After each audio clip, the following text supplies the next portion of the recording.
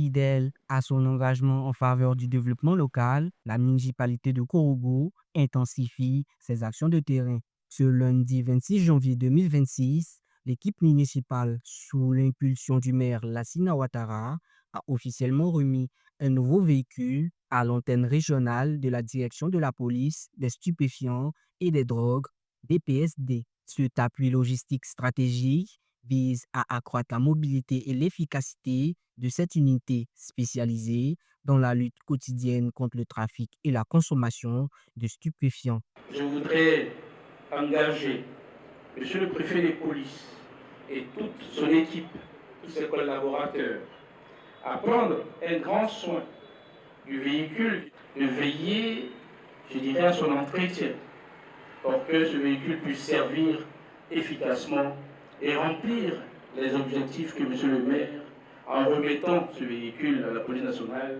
assigne à cet enjeu.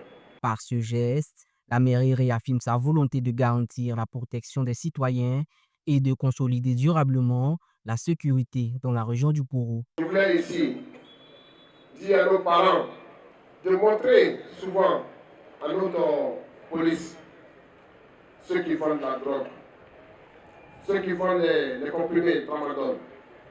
N'ayez pas peur, donnez les indications et nous, le reste, la police va faire. Cette dotation à la police nationale s'inscrit dans l'opportunité d'une série d'initiatives à fort impact social menées par la commune.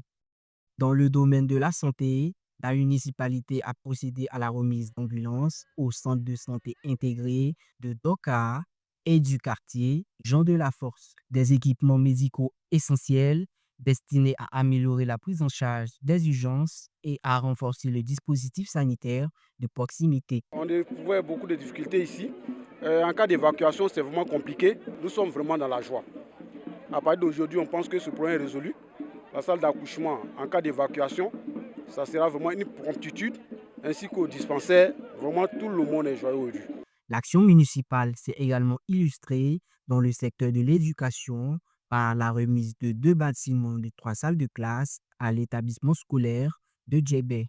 Ces nouvelles infrastructures visent à réduire les effectifs pléthoriques et à offrir un cadre d'apprentissage plus adapté aux élèves de la région.